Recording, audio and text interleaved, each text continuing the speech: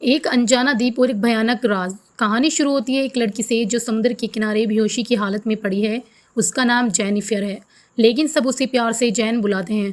थोड़ी देर पहले जैन अपने दोस्तों के साथ एक बोट ट्रिप पर थी, लेकिन अचानक एक भयंकर तूफान आया और उनकी बोट समुद्र में डूब गई। जैन बहते बहते इस अनजाने किनारे तक जा पहुंच गई। उसे कुछ भी याद नहीं कि वो किस जगह पर है। तभी उसकी नज़र किनारे पर पड़े एक दोस्त पर पड़ती है, जो जिंदा तो है लेकिन बहुत बुरी तरह जख्मी है। जैन उसे खींचकर पानी से बाहर लाती है और जख्म देखकर जंगल के अंदर जाती है। उसे अपने दोस्त के लिए पानी लाना है। जंगल में उसकी नज़र एक नारियल पर पड़ती है, पर उसके पास चाकू नहीं है, इसलिए वो पत्थर से उसे तोड़ने की कोशिश करती है। जब वो वापस अपने दोस्त के पास आती है, एक और सच्चाई उसका इंतज़ार कर रही होती है। जैन देखती है उसका दोस्त अब मर चुका है। यह देखते ही वो अंदर से पूरी तरह से टूट जाती है। अब तक उसे यह समझ आ चुका है कि यह आइलैंड का एक सुनसान और भयानक जगह है। यहाँ उसके अलावा कोई भी जिंदा नहीं है। वो एक बार फिर जंगल के अंदर जाती है। थोड़ी देर चलने के बाद उसकी नज़र एक पेड़ पर लटके हुए एक पुराने बैग पर पड़ती है। जैन जोर जोर से आवाज़ लगाती है, शायद कोई हो, लेकिन हर तरफ सिर्फ गहरा सन्नाटा गूंजता है। धीरे धीरे उसे यह एहसास होता है कि यहाँ सच में कोई नहीं है। वो बैग खोलती है, उसके अंदर कुछ पुराना सामान रखा है। उसे मेडिसिन्स भी मिलती हैं। जब वो मेडिसिन्स की एक्सपायरी डेट देखती है तो वो चौंक जाती है। उस पर लिखा होता है 1994। जैन का दिल एक पल के लिए रुक जाता है। अब उसे यह यकीन हो जाता है कि सालों पहले कोई ना कोई इंसान यहाँ आया ज़रूर था, लेकिन शायद वो यहाँ से कभी लौट नहीं सका। जैन जंगल को और गहराई तक एक्सप्लोर करने लगती है। तभी उसकी नज़र एक पुराने गिर गए पेड़ पर पड़ती है। वो पेड़ अंदर से पूरी तरह खोखला है, जैसे सालों तक हवा और बारिश ने उसे खाली कर दिया हो। रात होते ही तेज बारिश शुरू हो जाती है। जैन कुछ बड़े पत्तों के नीचे चिपक कर पूरी रात गुजारती है। ठंडी हवा और बारिश की टपकती बूंदें उसके शरीर को और ज़्यादा कमज़ोर बना देती है। अगली सुबह जैन देखती है कि आइलैंड पर 3 पुरानी कब्रें बनी हुई हैं। यह मंजर देखकर उसकी रंगों में एक ठंडी सी लहर दौड़ जाती है। जैन अपने दोस्त को भी उन्हीं के पास दफन कर देती है। तभी उसकी नज़र समुद्र के किनारे पर पड़े कुछ मरी हुई मछलियों पर पड़ती है। उनके शरीर पर गहरे पंजों के निशान हैं, लेकिन जैन इस अजीब बात पर ध्यान नहीं देती। वो बस अपनी भूख से लड़ने में लगी होती है। भूख से परेशान जैन उन्हीं मछलियों को पकड़कर खा लेती है।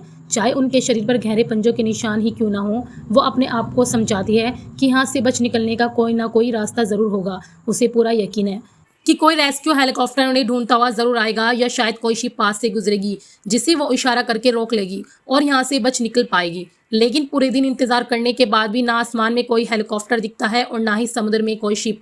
थकी हुई जैन रात को एक जगह सो जाती है। अगली सुबह जब वो आंखें खोलती है तो देखती है उसके दोस्त की लाश जो उसने दफन की थी अब वहां से गायब है। ये देखते ही उसका दिल दहल जाता है। उसका चेहरा डर से सफेद पड़ जाता है। अब वो समझ जाती है कि इस आइलैंड पर जरूर कोई खतरनाक जानवर है, कोई ऐसा शिकारी जो चुपके से आसपास घूम रहा है। जैन तुरंत एक लकड़ी लेती है और उसके आगे का हिस्सा तेज करके एक वेपन बना लेती है। अब उसने फैसला कर लिया है, अगर वो जानवर रात को उसके पास आता है तो वो उस पर अटैक करेगी। रात होती है। जैन लकड़ी को मजबूती से पकड़कर उस जानवर का इंतजार करती है, लेकिन पूरी रात गुजर जाती है और वो शिकारी नहीं दिखता। अगली सुबह जैन की नज़र समुद्र में तैरते हुए किसी चीज पर पड़ती है। वो तैरकर उसके पास जाती है। वो एक पुराना सूटकेस होता है। जैन उसे खींचकर वापस ले आती है, लेकिन तभी उसकी नज़र समुद्र के तल पर पड़ती है, जहाँ एक बहुत बड़ा गड्ढा है। वो कुछ देर के लिए रुक जाती है, लेकिन फिर अपनी नज़र हटा लेती है और उस गड्ढे पर ज़्यादा ध्यान नहीं देती। जब वो सूटकेस खोलती है तो उसके अंदर कपड़े, जूते और कुछ पुरानी तस्वीरें मिलती हैं।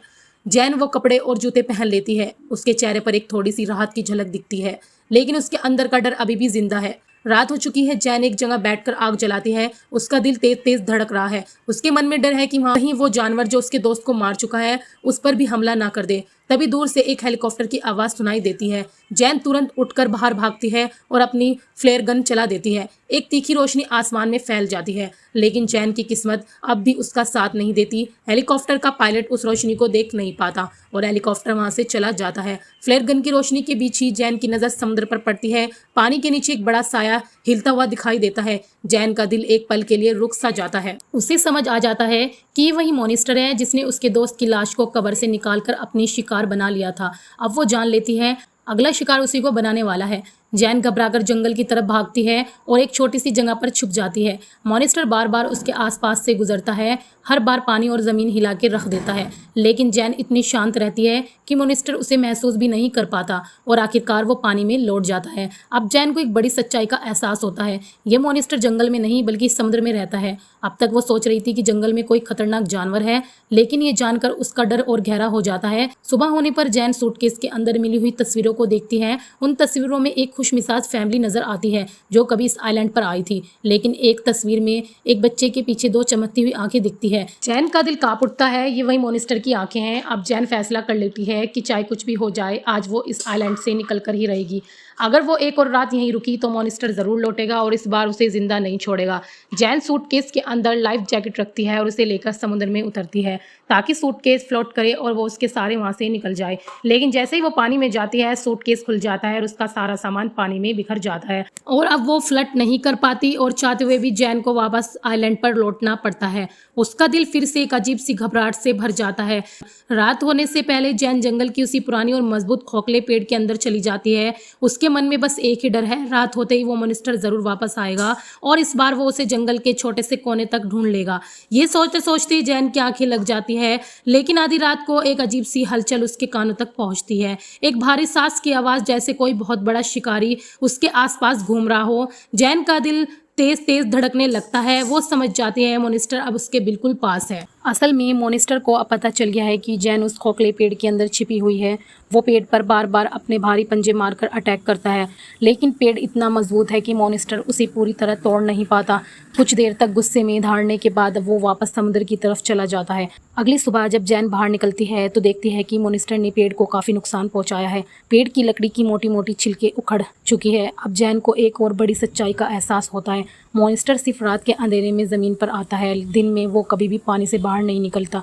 इस राज को समझने के बाद जैन के दिमाग में एक प्लान बनता है। वो समुद्र से एक बड़ी सी मछली पकड़ती है और उसे उसी पेड़ पर लटका देती है। अब उसका प्लान है कि जब मॉनिस्टर रात को आएगा तो वो मछली को अपना शिकार समझकर ले जाएगा और उस वक्त जैन चुपके से जिंदा बच पाएगी। रात होती है, जैन पेड़ के अंदर छिपकर चुपचाप देखती रहती है। कुछ देर बाद हवा में एक अजीब सी गंदी स्मेल और तेज आवाज़ें गूंजने लगती हैं। मॉनिस्टर वापस आ गया है। वो पेड़ के पास आता है और मछली को अपने बड़े पंजों में पकड़ लेता है। जैन के दिल की धड़कनें रुक जाती है। उसका सामना मॉनिस्टर से हो रहा है और पहली बार वो उसे पूरी तरह देख पाती है। वो मॉनिस्टर एक भयानक डरावना प्राणी है, बड़े पंजे, चमकती हुई आंखें और एक घूर कर देखने वाला शिकारी चेहरा जो इंसानी की समुद्र जीव का मिला जुला रूप लगता है। मॉनिस्टर मछली को लेकर वापस समुद्र की तरफ जाने लगता है और तभी हवा में एक हेलीकॉप्टर की आवाज़ गूंजती है। जैन का मन करता है कि वो तुरंत बाहर निकले और अपनी जान बचाने के लिए हेलीकॉप्टर को इशारा करे, लेकिन वो मजबूर है। अगर वो इस वक्त बाहर निकली तो मॉनिस्टर उसे जिंदा नहीं छोड़ेगा और इस तरह जैन अपने प्लान के चलते चुप कर ही रहती है। उसके सपने और ज़िंदगी का फैसला सिर्फ कुछ पलों में अटका रहता है, एक और बचने का मौका। लेकिन अगली सुबह जैन अपने लिए एक नया प्लान बनाती है। वो जंगल के एक बड़े पेड़ पर चढ़कर उसके ऊपर रात को सोने का इंतज़ाम करती है। उसने मॉनिस्टर की हाइट देख ली थी और अब उसे पता कि वो ज़मीन से तो उस तक पहुंच सकता है, लेकिन पेड़ के ऊपर चढ़कर बचने का चांस हो सकता है। आज इस आइलैंड पर उसे पूरे 7 दिन और 7 रात हो चुकी है। ये उसकी 8वीं रात है और वो पेड़ के ऊपर अपने बनाए हुए बेड पर सो रही है। लेकिन आधी रात के सन्नाटे को तोड़ते हुए समुद्र से एक बार फिर मॉनिस्टर बाहर निकलता है। वो अपनी भारी सांसें और बड़े पंजों के साथ पेड़ के पास आ जाता है और अचानक ही जैन के ऊपर अटैक कर देता है। मॉनिस्टर के जोर से झटके से जैन पेड़ से नीचे गिर जाती है। वो घबराकर जंगल से निकलती है। उससे वो मॉनिस्टर पर जान से वार कर देती है। भले ही मॉनिस्टर की चमड़ी मोटी है, लेकिन वो भाला उसके अंदर घुस जाता है और मॉनिस्टर गुस्से से धाड़ उठता है। मॉनिस्टर जैन को अपने भारी पंजों से पकड़कर दूर फेंक देता है और तभी गुस्से में धाड़ता हुआ पानी में वापस चला जाता है। जैन अपनी सांसें संभालते हुए जंगल की तरफ भागती है और वापस एक बड़े पेड़ के ऊपर चढ़कर छिप जाती है।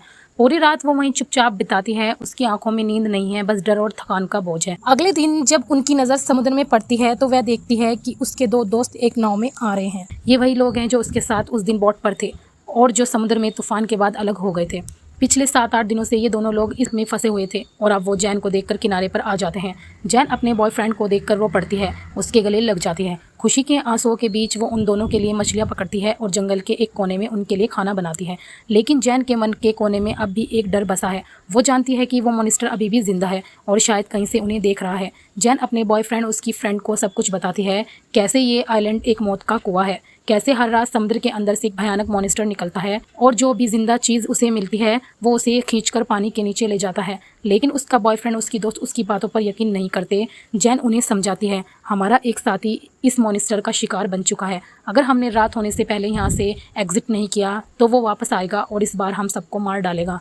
हमें तुरंत राफ्ट लेकर पानी में वापस जाना होगा। पर उसकी दोस्त गुस्से से बोलती है, हम पिछले 8 दिन से इस राफ्ट पर फंसे हुए थे और अब मैं फिर से उस पानी में वापस नहीं जाऊंगी। जैन का बॉयफ्रेंड भी उससे कहता है, जैन तुम बस डर के मारे घबरा रही हो, यहाँ कोई मॉन्स्टर नहीं है, अगर होता तो हम दोनों अब तक जिंदा नहीं होते। जैन उन्हें समझाने की पूरी कोशिश करती है लेकिन वो दोनों उसकी बात सुनने को तैयार ही नहीं होते। अब जैन के मन में एक ही फैसला होता है, जब भी मुझे मौका मिलेगा मैं उनकी राफ्ट लेकर यहाँ से निकल जाऊंगी। अगर मैं उनके साथ रुकी तो वो मॉन्स्टर हम तीनों को जिंदा नहीं छोड़ेगा। और एक दिन उसे वो मौका मिल ही जाता है। जैन चुपके से राफ्ट पर चढ़कर वहां से निकलने लगती है लेकिन उसका बॉयफ्रेंड और उसकी दोस्त उसे देख लेती है। राफ्ट समुद्र में दूर निकलने से पहले ही वो दोनों उसे पकड़ लेते हैं। जैन पूरी तरह से बवाल मचाने लगती है, चिल्लाती है, छोड़ दो मुझे जाना है, तुम्हें पता नहीं वो मॉन्स्टर आ रहा है। उसकी दोस्त गुस्से में आकर उस पर हमला कर देती है। जैन के सिर पर एक तेज चोट लगती है और वो बेहोश हो जाती है। जब जैन की आंखें खुलती है तो वो देखती है कि उसके पैर और हाथ मजबूती से बंधे हुए हैं। जैन घबराकर चिल्लाती है, मेरे हाथ पैर खोलो, रात हो गई है, वो मॉन्स्टर किसी भी वक्त आ सकता है। उसका बॉयफ्रेंड शांत स्वर में कहता है, जैन मैंने पूरे जंगल का कोना कोना देख लिया है, यहाँ कोई मॉन्स्टर नहीं है, ना ही कोई जानवर के निशान है, तुम बस डर के मारे ये सब सोच रही हो। जैन का चेहरा सफ़ेद पड़ जाता है, उसकी आंखों में आंसू और गुस्से का तूफान है। उसके दिल में बस एक ही डर है, अब वो मॉन्स्टर ज़रूर आएगा और जब तक ये दोनों समझेंगे तब तक हम तीनों का काम ख़त्म हो चुका होगा। जैन गुस्से और डर के साथ चिल्लाती है, वो मॉन्स्टर जंगल से नहीं वो पानी से आता है, तुम्हें समझना होगा, अगर हम यहीं रुके तो हम जिंदा नहीं बचेंगे। उसकी बातें सुनकर उसकी दोस्त परेशान हो जाती है और गुस्से में समुद्र के किनारे चली जाती है। जैन का बॉयफ्रेंड उसके पास ही होता है और उसे कहता है, जैन तुमने हमें धोखा दिया है, ये सब तुम्हारी सोच है, तुम चाहती हो कि हम तुम्हारी बातें ब्लाइंडली माने। लेकिन उसका सेंटेंस अभी पूरा भी नहीं हुआ था कि तभी उन्हें समुद्र के किनारे से एक तेज और भयानक चीख सुनाई देती है। बॉयफ्रेंड तुरंत एक जलती हुई लकड़ी लेकर समुद्र के किनारे भागता है और वहाँ उसका सामना होता है उस डरावने सच से। मॉन्स्टर वहाँ खड़ा है, उसका इतना भयानक रूप है कि वो देखते ही उसका खून जम जाता है। मॉन्स्टर गुस्से से दहाड़ता है और बॉयफ्रेंड को उठाकर दूर फेंकता है। वही जैन अपने आप को बंधन से आज़ाद कर लेती है और अपने बॉयफ्रेंड को बचाने के लिए समुद्र के किनारे की तरफ भागती है। लेकिन अब बहुत देर हो चुकी थी, मॉन्स्टर ने उसकी दोस्त को जिंदा ही समुद्र के नीचे खींच लिया था। जैन आंखों के सामने अपनी दोस्त को मरते हुए देखकर टूट जाती है, उसका दिल डर और गिल्ट से भर जाता है। मॉन्स्टर अब बॉयफ्रेंड पर भी हमला करता है लेकिन जैन अपने बॉयफ्रेंड को खींचकर जंगल के अंदर ले भाग जाती है। वो दोनों जंगल के एक बड़े पेड़ पर चढ़कर पूरी रात वहाँ गुजारते हैं। बॉयफ्रेंड अब पूरी तरह से डर चुका है, उसकी आंखों से आंसू और गिल्ट का समुद्र है। उसे अब ये रियलाइज हो चुका है कि जैन ने जो कुछ भी कहा वो सब एक एक शब्द सच था। अगली सुबह वो दोनों एक प्लान बनाते हैं। अब उनका एक ही मिशन है, इस मौत के आइलैंड से बचकर निकलना। वो दोनों मिलकर बहुत सारी मछलियां पकड़ते हैं, जंगल से खाने पीने का सामान इकट्ठा करते हैं और वो सब कुछ राफ्ट के अंदर रख देते हैं। रात होने से पहले ही वो राफ्ट लेकर समुद्र में निकल पड़ते हैं। लेकिन जैसे ही वो थोड़ा दूर पहुंचते हैं, आज पहली बार मॉन्स्टर समुद्र के नीचे से उनके राफ्ट पर अटैक करता है। मॉन्स्टर के बड़े पंजे राफ्ट को चीर देते हैं। वो गुस्से से दहाड़ता है और राफ्ट के नीचे से ऐसे हिलाता है कि दोनों गिरने लगते हैं। अचानक मॉन्स्टर अपनी लंबी पंजे जैन की तरफ बढ़ाता है और उसे जख्मी कर खींच लेता है। जैन का बॉयफ्रेंड राफ्ट पर चिल्लाता है लेकिन मॉन्स्टर जैन को समुद्र की गहराइयों में खींचकर ले जाता है और उसे एक बड़े से पानी के भीतर की गुफा के अंदर ले जाता है। एक ऐसी जगह जहां अंधेरा ही अंधेरा है और हर चीज़ को अपने अंदर समा लेने वाला एक खौफनाक होल है। जैन के पास एक छोटा सा चाकू होता है जो उसने अपने बॉयफ्रेंड के सामान में से चुराया था। मॉन्स्टर के पंजों से बचने के लिए जैन अपनी पूरी ताकत लगाकर उसके बदन में चाकू घोंप देती है। मॉन्स्टर गुस्से से दहाड़ता है और उसका पकड़ थोड़ा ढीला पड़ जाता है। तभी जैन का बॉयफ्रेंड भी अपने बनाए हुए तीखे भाले के साथ नीचे उतरता है। वो पूरी ताकत के साथ मॉन्स्टर पर वार करता है लेकिन मॉन्स्टर उसे पकड़ लेता है और गुस्से में उसे खींचकर अंडर वाटर केबल के अंदर ले जाता है। जैन अपनी आंखों के सामने अपने बॉयफ्रेंड को मरते हुए देखकर टूट जाती है और उसने अपने सारे दोस्त, अपना प्यार, सब कुछ खो दिया। किसी तरह से वो खुद को संभालती है और जिंदा बचकर वापस आइलैंड पर आ जाती है। उसका चेहरा आंसू और खून से भरा होता है। अब उसके पास सिर्फ एक छोटी सी डायरी है, उसमें वो मॉन्स्टर और आइलैंड के बारे में सब कुछ लिखती है ताकि अगर कभी कोई और यहाँ आए तो वो जान सके कि रात होते ही यहाँ मौत का साया निकलता है। जैन अपनी आंखों में एक नई आग भर लेती है, अब या तो मैं जिंदा बचूंगी या इस मॉन्स्टर को ले डूबूंगी। वो जंगल से सूखी लकड़ियां और पत्ते जमा करती है, उनका एक बड़ा सा सर्कल बनाती है। अपने लिए एक और मजबूत वेपन बनाने के बाद वो मॉन्स्टर के आने का इंतजार करती है। रात होती है और समुद्र का पानी हिलने लगता है। भयानक सावन और तेज हवा के बीच मॉन्स्टर एक बार फिर समुद्र से बाहर निकलता है, लेकिन आज वो और भी ज़्यादा गुस्से में है। उसके शरीर पर जैन के दिए हुए जख्मों के निशान हैं। मॉन्स्टर पेड़ों को तोड़ते हुए उस सर्कल के अंदर आ जाता है जो जैन ने सूखी लकड़ी और पत्तियों से बनाया था और तभी जैन जैन आग लगा देती है। पूरे जंगल में एक तेज़ रोशनी और धुआं फैल जाता है। मॉन्स्टर आग के ट्रिप में फंस जाता है। वो चिल्लाता है, दहाड़ता है, लेकिन जैन हिम्मत नहीं हारती। वो अपने चाकू और भाले से मॉन्स्टर पर बार बार वार करती है।